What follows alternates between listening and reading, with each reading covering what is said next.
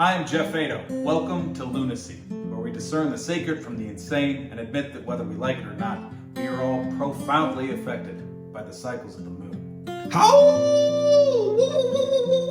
Woohoo! Hey!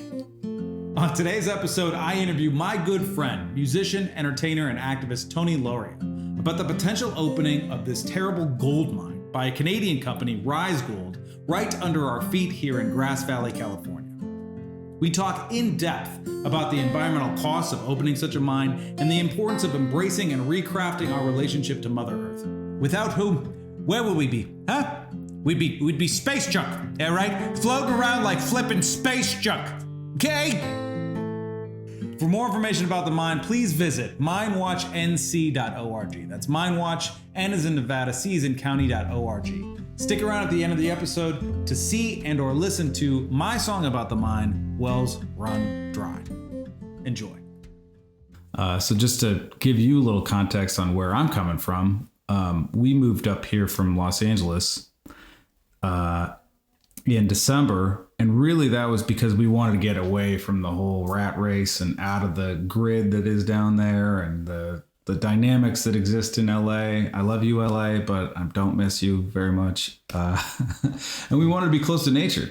And then when we moved up here, we kept seeing all these no mine signs, and we were like, well, what's going on there? Mm-hmm. And then finally I stopped at some table in Nevada City and asked somebody, and they gave me the lowdown that the mine is this terrible, awful behemoth that's about to come in and really screw up this beautiful oasis that I invested my entire life savings in coming to. And naturally,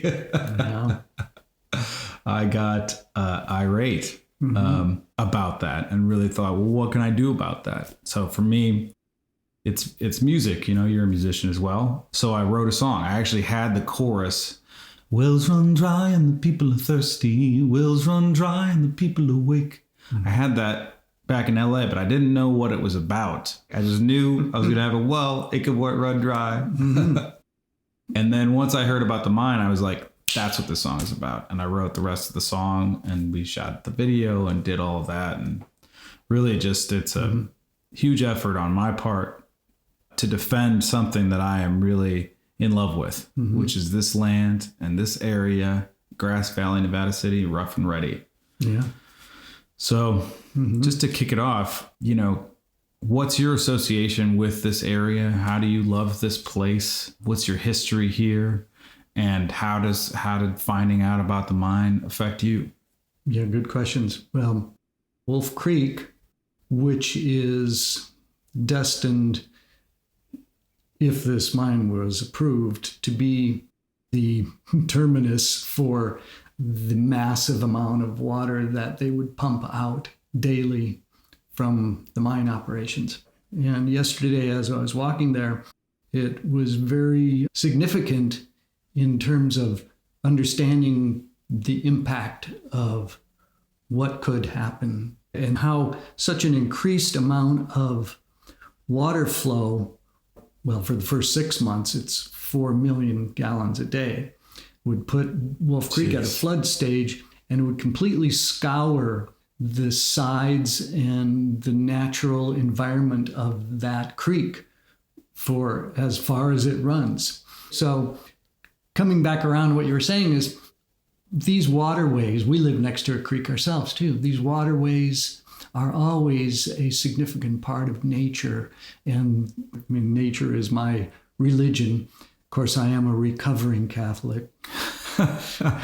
So nature is everything, really. You know, we thrive on it every day. You get up and we look out our window and check the surroundings because we're living in the forest. And you know, there's in our laurel bush, we've been taking pictures of a nest where some blue jays have some eggs, and those hatched, and we take pictures in a few days and see where they're at with it. And I mean, that's just a tiny aspect of what nature is about for us. But the mine issue came up a few years ago. We saw something unusual on Bennett Street. There were big fences and some tarps blocking the view of something, and we're going, wow, what's that? You know, and come to understand that that was a test drilling by this mine company. Yes, Rise Gold, to start their process of putting the bid in to reopen this abomination, as I should call it, in my mind anyway, as I see it. That's a good word, abomination. Yeah. You know, there's a lot of things in life that are speculative and, well, this might, this could, that may be what could happen. In the case of mining, gold mining here in this deep bedrock gold mining, it's not speculation what will happen and what has happened. We've had dozens of mines in the area that are still toxic from the contamination that came out of them. You know, you go to any one of them, the Empire Mine, if you walk through some of their trails, you'll see dozens of areas cordoned off with yellow tape. Don't come close, because this area is full of heavy metals and the stuff that came out of the mine when they were drilling in this area before. And then most recently, we've had the Siscon mine out in North San Juan, which is a great example of the not potential, but the actual reality of what happens, where Siscon Mine came in, the company, another Canadian company, and said, oh, everything will be roses. We'll be fine. We won't harm anything. This will be a clean procedure, a clean operation. And, you know, almost immediately they destroyed a dozen wells and went bankrupt because of the devastation they caused. And so it's not speculative. We know what's going to happen. Yeah. And for anyone to think that there is a way to do this deep bedrock mining environmentally safe, it doesn't exist. No, it doesn't. And the more you lie about it and make claims, the more it's obvious that it's not accurate. I even took a photo of a sign at the Wolf Creek. You read what that says here. Look straight ahead to see the Little Wolf Creek. It starts below the southeastern corner of Empire Mine State Historic Park. As it makes its way across the park, it flows through an area that is closed off due to mining toxins. I mean, here we are. What, it was more than 100 years ago. Yeah. These mines were in operation. The gold rush happened. 100 years later, we're still dealing with the fallout of that. And it says the California Department of Toxic Substance Control has been overseeing a cleanup of the park since 2013. So, anyway, there's a snapshot. There's a little bit. Circling back to what you said about, the nature is your church. I actually had a Jesuit priest teacher of mine at Loyola University in New Orleans, Father Wren, who was very fond of saying, quoting Jesus saying, my church is under a rock, which is not a very popular Catholic quote, I think. But he said it, and I think nowhere is that more true than up here. And I, like you, feel the same way about this place. It's just been such a detoxifying element for myself and my fiance, and just we've gotten so much closer to nature just living here. It's like we've been here for 5 months, and I just feel like we've been detoxing that whole time in this forest bath that we wake up in every morning. So any threat to that is really both infuriating, but also, and this is the next thing that I'd like to talk about, it's gratifying in a way, because there's something beautiful about having a very obvious enemy. One that threatens something so beautiful for its own greed and really to no benefit to the local people.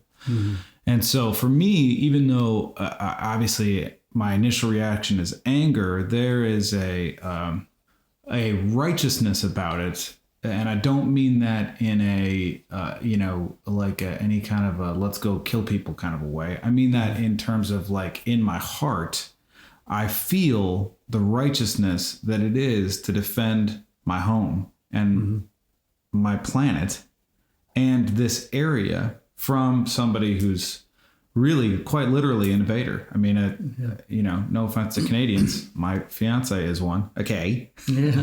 But the company's from Canada. Yeah. They've already screwed up a tribal area in Canada. There's already a lawsuit against them for that. And here they come trotting on down here to mess with our neck of the woods. Yeah. And I won't have it. And the fact that I won't have it, the fact that I'm taking a stand for the planet, for this area, gives me a tremendous amount of love. Yeah.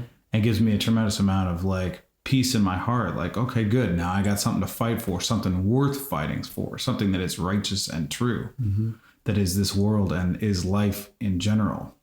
I'm just curious for you, like, how does that reflect? How do you feel about obviously you're taking the same stand that I'm taking. Yeah. How does it affect you?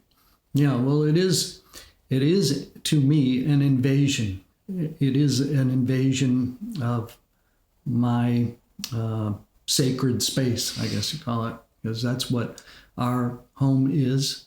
That's what our environment is. That's what the air is we breathe. That's what our beautiful well that we have now, it's 60 gallons a minute of pristine water that's been tested. And for someone to threaten that is a direct attack to all that we hold dear to our existence in this awesome area of Nevada County. And it's not uncommon if you got on the internet and just typed in something about gold mining, toxicity, and whatever way you want to describe it, you'll see hundreds, if not thousands, of these similar types of situations. Another mine company, but fortunately, that's all but been dismissed as the EPA came in and said, no, we're going to reenact the Clean Water Act here that we've had in the past because we value the fish in these streams and all the other aspects that a mining operation would disrupt and destroy. So bringing it back to my situation, yeah, I am so overwhelmed with this personal attack. And I spent money to drill my well, and I have the rights to its protection. Someone can't come in and, I think, legally affect that in a detrimental way to damage it or toxify it, as happened in the Siscon mine incident. And so that's a very tricky part of this, because this company proposing to do this is claiming, and when in fact it cannot be determined by any significant percentage that draining wells or draining the mine tunnels will not affect the wells for miles in any direction. The way that fissures in the deep bedrock that hold this water function, there's no way to see where those are and how they're going to react to a draining of water, which they call dewatering. And then that was, again, not a speculative thing at the Siscon mine. The exact thing happened.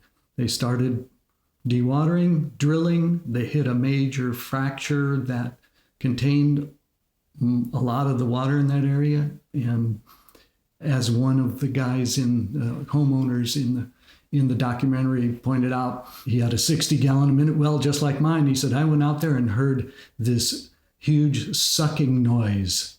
And within a few hours, their well was gone. Wow. Yeah.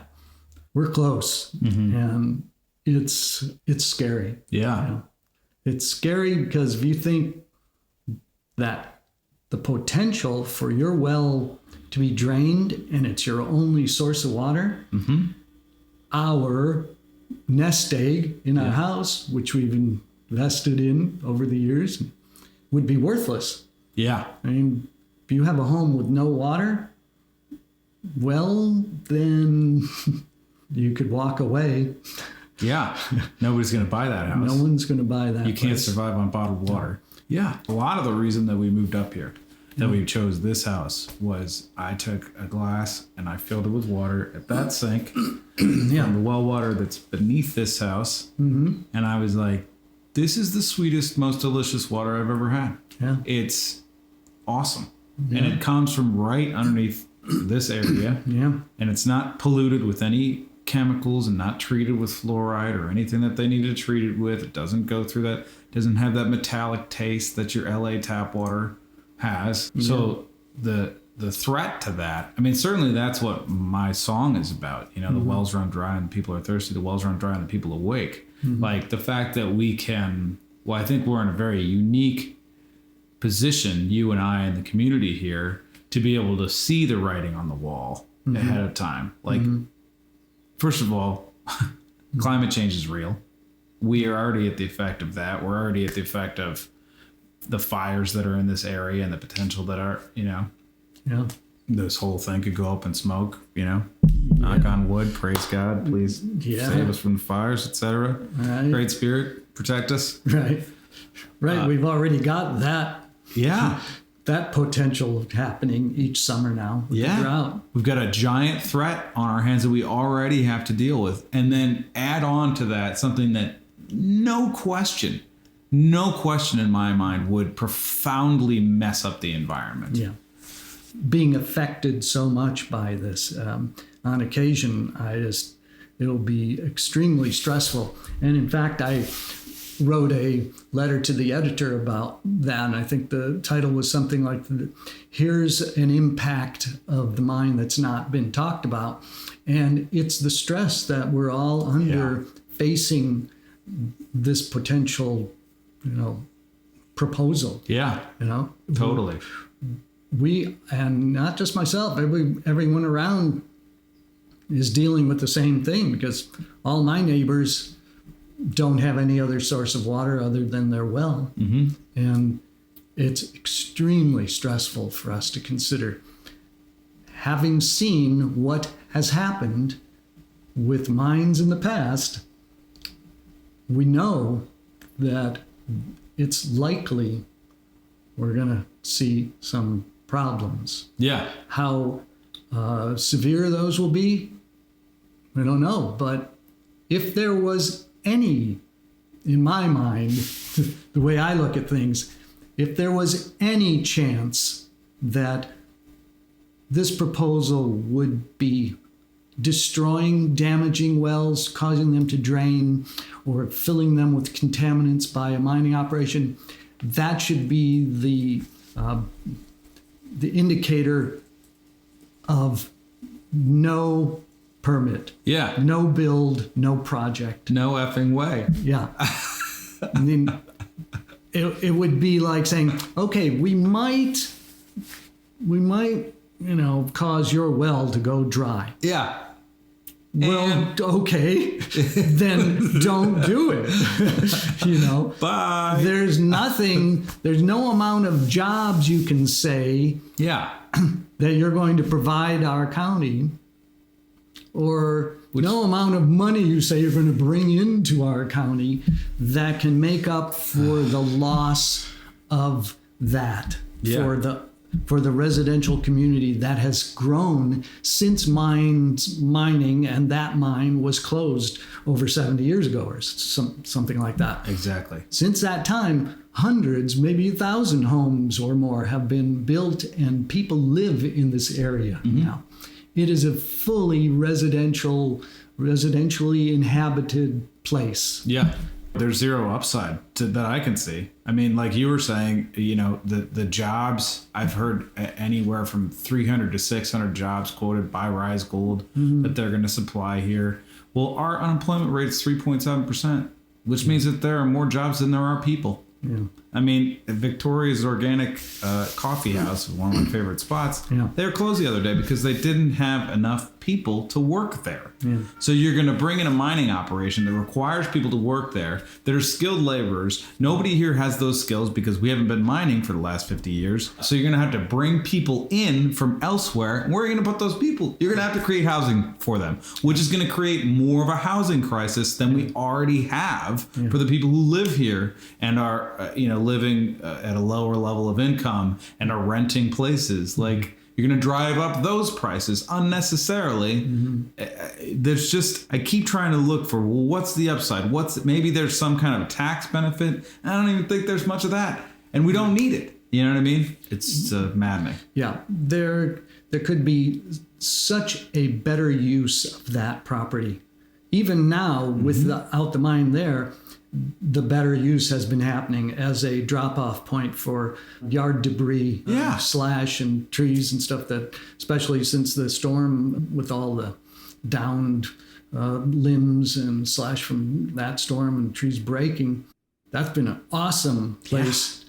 Close, drop it off, it gets shredded up, and it's a great use. I also thought a great use of that place would be a visitor center for the county. And that, with hiking, maybe biking trails, maybe even a small area for camping with RVs or whatever, because nature is a big thing. That's why people come to this area. Totally. They want to go to Yuba, they want to hike, they want to bike, and that's what has become important in Nevada County, in our area. Yeah. That would be a much better use than bringing in something that has the potential, and in my perspective, it's more than potential, has the actual likelihood of really wrecking our environment. Totally. Yeah. I totally agree. I mean, turning it into a preserve, expanding the national park there, et cetera.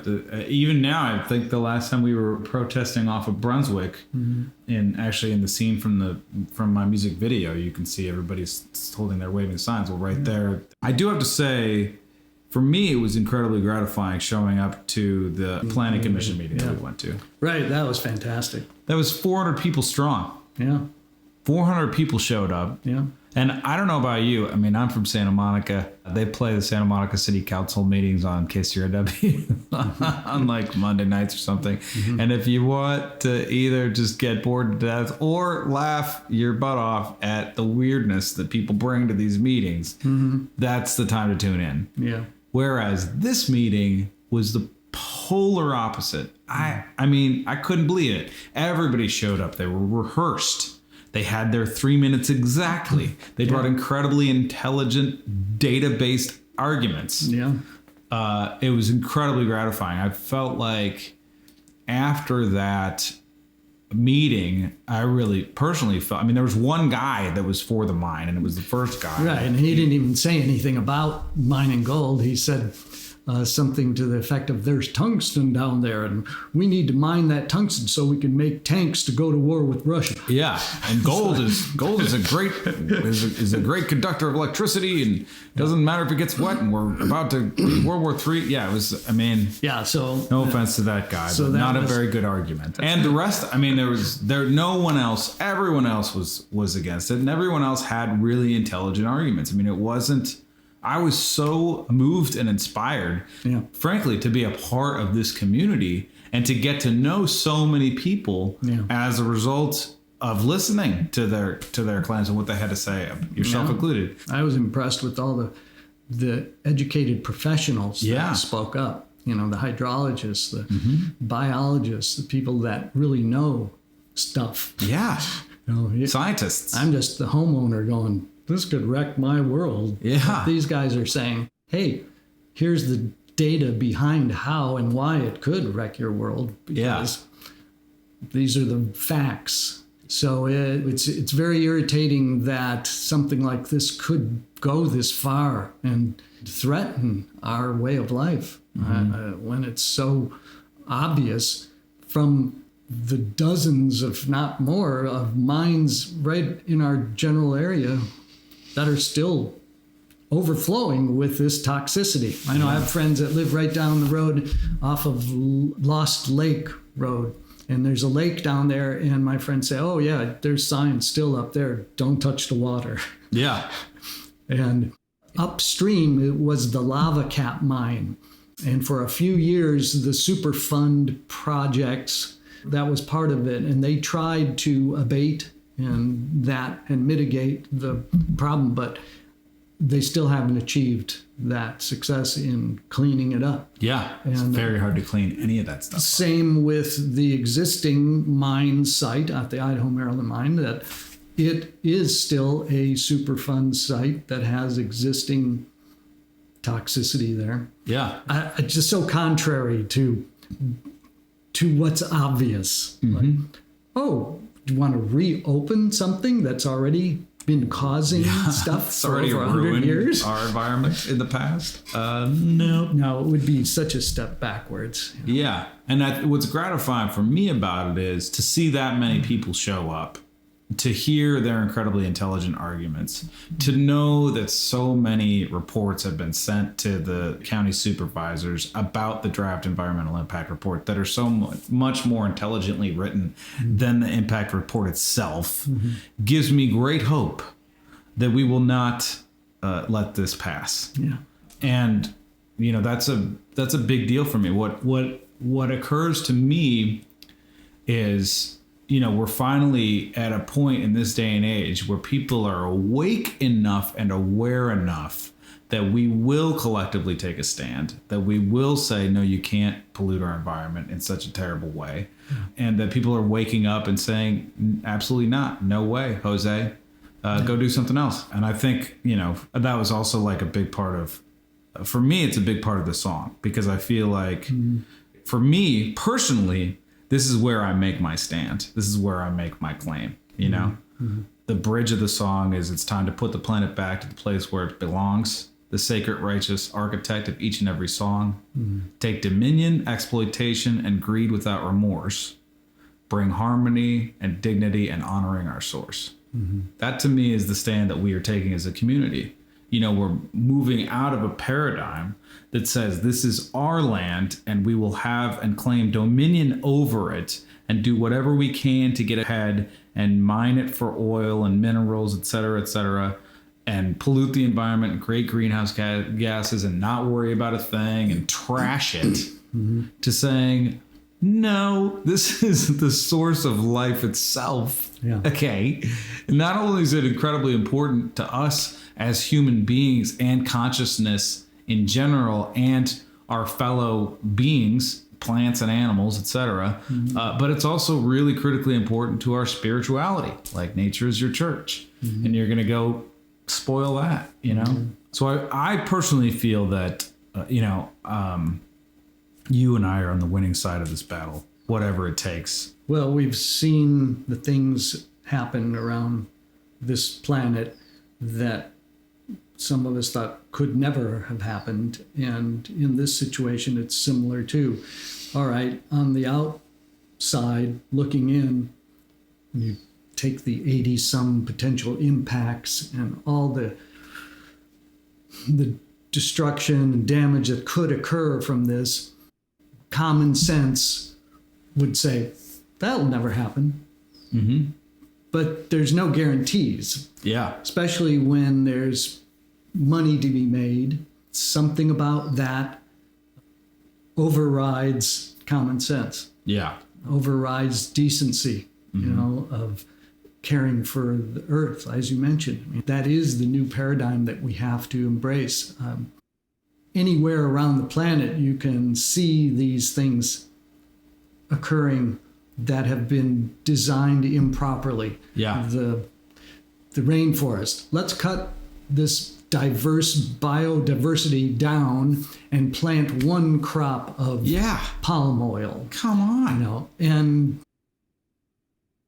it's just part of the ignorance of in foresight for people, and it's pushed on and moved on by profit, and such a contrast we live in on this earth. And I mean, that's part of nature, the yin, the yang. You can't have the sun without the night and all that stuff. But I think there's a way we need to move into more of a balance in caring for where we live. Yeah, absolutely. Because ultimately, we won't be able to live here. The planet will survive, but we won't. No, the cockroaches will be partying. Yeah. All the way through nuclear winter. Yeah. We got the place to ourselves again, guys. All right. Oh, no, it's crazy. Yeah, it's wild. We haven't even talked about how the air pollution from something like this. The asbestos. Right. Asbestos in the ground. From what I've read, our area has serpentine rock. And when you grind that stuff up, asbestos is inside that, and the silica dust. There was one of the speakers at the thing who basically illuminated. He was like, the precautions that they're taking are for regular dust, not for asbestos dust. Yeah. And also, there's just no guarantee that they can contain it. You're going to put a lid on it, but it's air particles. Yeah. That coupled with 100 heavy diesel truckloads a day running up and down, more with, if they did have 600 employees, all those people driving to that area every day. Yeah. And the 100 truckloads, how much more exhaust is going to be in the air? Yeah, exactly. And I moved to get away from that, man. Okay. I used to live right by the I-10 freeway, near the 405. It was like air pollution central. Right. I moved out of there to get away from that. I'll be damned if I'm going to allow it to come to this area. No, thank you. Also, we don't have the infrastructure to support it. Right. And that's another factor on the whole fire danger thing. If there's 600 employees there and they're going to need to evacuate, along with the single exit Greenhorn Road residents. Yeah. And I think there are going to be a lot of stranded cars if there was a wildfire to come through there. For sure. You can't get anybody out of the area. Plus also the increased risk factor of all that heavy machinery moving about and all that digging going on and all that metal on metal action, which creates sparks. And the storage of the diesel, I don't know how many thousands of gallons they're going to have of storage of diesel fuel, and storage of the ammonium nitrate explosives. That's a whole other aspect of this. There are so many, not light little issues. Yeah. There's so many major concerns and risks being offered in this proposal. Again, on a common sense, outward look in, this should not be touched by anybody. No. This should be sent away. No, we appreciate you have a company. Find an area that isn't a residential area with thousands of people living there. Find an area where you can do your mining and not affect so many people with the potential risks that are going to harm them. Yeah. Time for the new paradigm to emerge. Earth first. I'm very clear on my stand about it. Not on my watch. Yeah. Not in my backyard. Not on my planet. Yeah. Not now, not ever. Yeah. Forget it, buddy. Take your toys and go back to Canada and play with them elsewhere. Do something that's good for the environment, for crying out loud. That could make a ton of money. Write a song. Do Bitcoin. I don't know. Or whatever. I mean, there's no way this should be allowed to happen here. In California, where we have some of the highest environmental restrictions. I talked to a friend of mine about it who's an environmental attorney, and she said, no way this thing passes. Forget it. Yeah. It's just not going to happen. Now, I don't know if I'd love to just be like, okay, you're right, friend. I'll rest on that advice, but I can't because they're really plugging for it. They're gunning for it. I guess that's what I feel is disappointing, saying it lightly. that these companies can come in and propose whatever. Let's burn down half of the rainforest because we want this. And it's disappointing that these companies do not value the lives of people who live there. Yeah. You know? And not just people, but the animals. Yeah. You know? I mean, we get great joy out of animals. Oh my God. You know? I mean, there's Every morning we see the deer walking right back here. And every evening, same thing, just trotting on by. And the turkeys and the foxes. And it's part of that nature we love, you know? And there's that mentality of people who regard animals and wildlife as secondary, you know? And I think they're part of us. We are part of everything, you know? They are what makes us an organism of balance and of beauty. You know, that's what, when you look around planet Earth, as you see that all the time. Well, here's a picture of Earth from the moon, and you see this beautiful blue dot, ball pale sitting blue dot there, and if you've been to beaches in Hawaii or wherever, or the mountains, or here, or at the Yuba River, you know, there's incredible beauty here.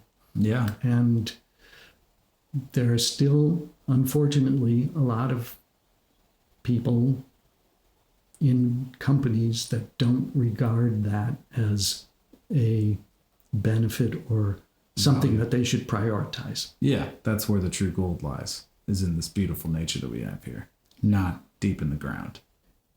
Part of the success of our opposing this is going to come from the public speaking up. And that came in the form of all the people showing up at the Planning Commission. And I think the more the supervisors in Nevada County see the larger population display their disapproval of this, then the better it's going to be for us thwarting the whole proposal. Yeah, absolutely. Kicking her out. Yep, kick them out, man. Take your toys and go home there, Ben Moss man. Yeah, why don't you get out of here?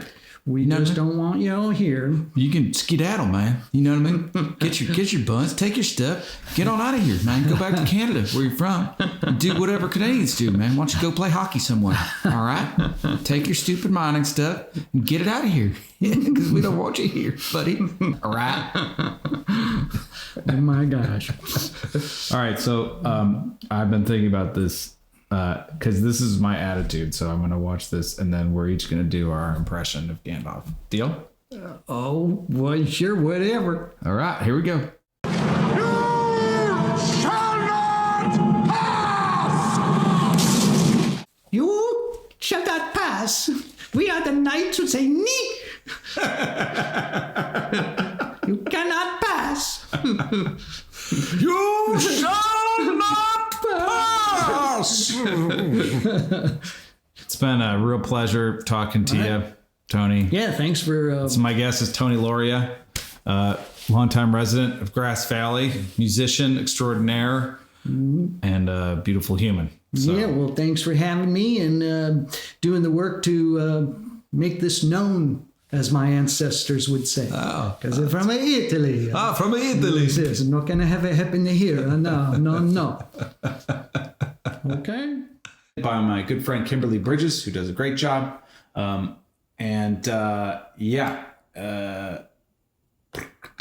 Thanks for listening. Subscribe on Apple Music and your podcast. Shit. All right, this is the one. Ready?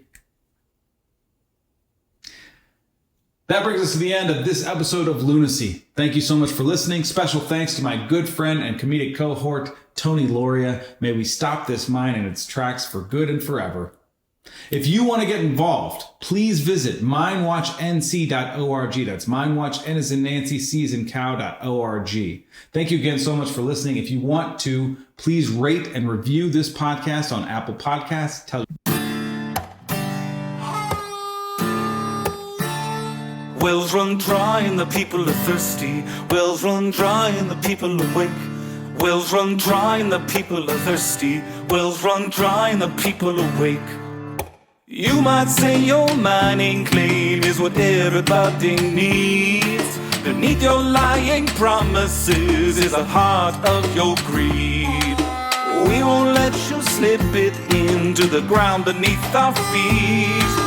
Rape our land of treasures that our people sorely need. Wells run dry and the people are thirsty. Wells run dry and the people awake. Wells run dry and the people are thirsty. Wells run dry and the people awake. Wells run dry and the people are thirsty. Wells run dry and the people awake. Wells run dry and the people are thirsty. Wells run dry and the people awake. Won't you please do us the decency of not pretending like you care, while you fill our space with toxic waste and contaminate our air. Lose out no memory of pausing in their lives. We will fight for every drop till you abandon all your claims. Wells run dry and the people are thirsty. The wells run dry and the people awake. Wells run dry and the people are thirsty. The wells run dry and the people awake. Wells run dry and the people are thirsty. Wells run dry and the people awake. Wells run dry and the people are thirsty. Wells run dry and the people awake.